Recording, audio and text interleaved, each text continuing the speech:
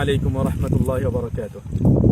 الحمد لله رب العالمين وصلى الله وسلم وبارك على نبينا محمد وعلى آله وأصحابه أجمعين. দর্শক ভাইরা, আমরা এর আগে কয়েকটি কথা বলেছিলাম তাজবিদ সম্পর্কে, যা সংক্ষিপ্ত ছিল এবং হঠাৎ দাঁড়িয়ে একদিন বলা হয়েছিল।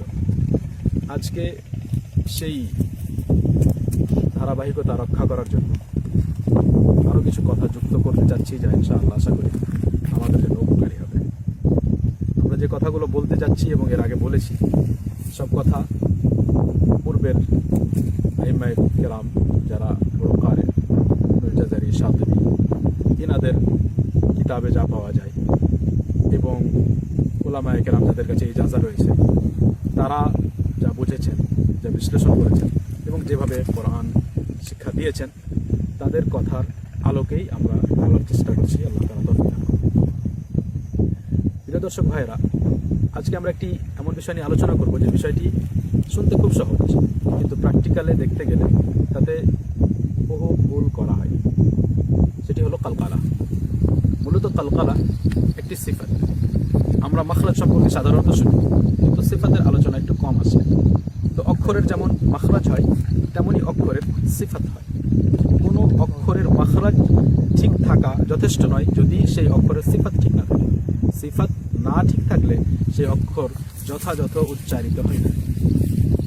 কালকালা এর বিষয়ে যে কথাগুলো লক্ষ্য রাখতে হবে, তার প্রথম হলো যে কালকালা আসলে এমন একটি জিনিস যে যাতে অক্ষর খুব শক্তভাবে উচ্চারণ করা হয় না এবং মাখরাজকে শুধু স্পর্শ করে ফিরে চলে আসে।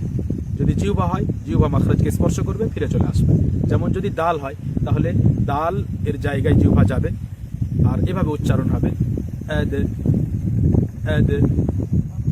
এই জায়গাতে যেটা ভুল হয়, কোনো কোনো সময় শুনতে পাওয়া যায়, সেটা হলো যে প্রথমে মাখরাজ স্পর্শ করে থেমে যাওয়ার পরে তারপরে আবার কালকালার উচ্চারণ শুনতে পাওয়া যায়। যেমন সমাদ মাদ, প্রথমে দালের ওপরে গিয়ে থেমেছে সমাদ, তারপরে দ। এটা আসলে ডবল দাল হয়ে গেল। এর সাথে যুক্ত করি যে এর উল্টো, এর বিপরীত ভুল হয় তাব্বাত ইয়াদা আবি লাহাবিন ওয়া তাব। এখানে আসলে দালে যেটা করলাম আমরা, যে দালে গিয়ে আগে থেমে গেলাম, তারপরে দালের কালকালা শোনালাম, সেটা আসলে ওয়া তাব এখানে হওয়া উচিত, কারণ এখানে দুটি বা আছে, তাসদীদ আছে। তাই এখানে প্রথমে বায়ের উপরে যেতে হবে, বলতে হবে তাব, তারপরে বলতে হবে ব, তাব। এইখানে ভুল হয়। আর এর আগে যেটা বললাম সেখানে এর বিপরীত ভুল হয়। আশা করি স্পষ্ট হয়েছে। তাহলে সমাদে আমরা বলবো সমাদ মাদ মাদ, এরকম নয় মাদ। আর তাব্বাত ইয়াদা আবি লাহাবিন ওয়া তাব, এভাবে বলবো তাব, যেন দুটি বা শুনতে পাওয়া যায়। দ্বিতীয় বিষয় যে কালকালার উচ্চারণ না পেশের মতো, না জাবারের মতো, না জেরের মতো। এ কথা খুব ভালোভাবে বুঝতে হবে। আপনি কোনো যোগ্য কারির কাছে কালকালার উচ্চারণ জাবার জের পেশের মতো পাবেন না, এবং এটা সেটা সঠিকও নয়। সঠিক হলো যে কালকালার উচ্চারণ না জাবারের মতো লাগবে, না জেরের মতো লাগবে, না পেশের মতো। তাহলে কেমন? আপনি যে কারির কাছে, যিনি যোগ্য কারি হবেন, তিনি আপনাকে যেভাবে শোনাবেন, তার শোনা থেকে আপনি বুঝতে পারবেন। এবং নিয়ম মনে রাখতে হবে, জাবার জের পেশের মতো নয়। তাহলে যেমন সমাদ সমাদ, এখানে সমাদ দা এরকমও হচ্ছে না, সমাদ দি সমাদু না। এখানে বলা হয় যে ওর পরে পেশ থাকলে পেশের মতো, জের থাকলে জেরের মতো, কিন্তু এটা আসলে সঠিক নয়, তার প্রমাণ পাওয়া যায় না। সেজন্য সঠিক হলো যেভাবে বলার চেষ্টা করলাম, বোঝানোর চেষ্টা করলাম। আমরা কাউকে কাউকে নুনের বিষয়ে দেখতে পাই আলহামদুলিল্লাহ রাব্বিল আলামিন, থেমে যেতে হবে। নুনের আওয়াজ শোনা যাবে, থেমে যেতে হবে। আলামিন মিন, থেমে যেতে হবে। নুনের আওয়াজ শোনা যাবে, তারপরে থেমে যেতে হবে। কাউকে দেখতে পাওয়া যায় আলামিন, এই কালকালা নুনে করা যাবে না, এটা ভুল। কফের বিষয়ে, বড় কফ যাকে আমরা বলি, কফ, কফে কয়েক ধরনের ভুল শুনতে পাওয়া যায়।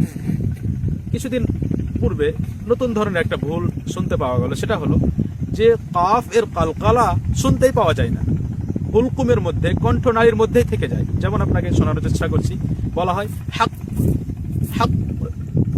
আশা করি বুঝতে পারছেন। মানে আমি হক, কফের যে উচ্চারণ, কালকালার যে উচ্চারণ দ্বিতীয় কাফের, সেটা আমার কণ্ঠের মধ্যেই থেকে গেছে। তাই আপনি যদি কান দিয়ে শোনেন তাহলে হয়তো শুনতে পারবেন, না হলে বুঝতে পারবেন না। সঠিক হলো হক হক ক ক ক দ্বিতীয় আওয়াজ যেন শোনা যায়, আওয়াজের সাথে যেন দ্বিতীয় কাফের উচ্চারণ শোনা যায়, কালকালার যে আওয়াজ যেমন দ তেমনি ক যেন শোনা যায়। এমন নয় যে হাক ভিতরেই আপনি কাফকে যেন খেয়ে নিলেন, গিলে নিলেন, এরকম মনে হচ্ছে, সেরকম যেন না হয়। হাক ক হাক ক।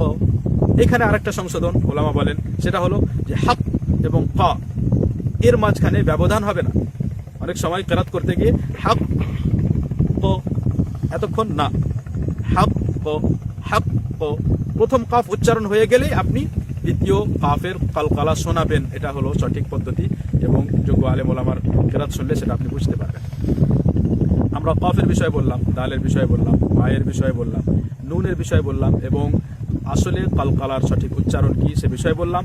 আর এর আগে বলেছিলাম যে অন্যান্য অক্ষরে কুতুবুজ্জাদ্দিন কাফ কা বা জিম ডাল এর বাইরে অন্য কোনো অক্ষরে যেন কালকালার মতো উচ্চারণ শোনা না যায়।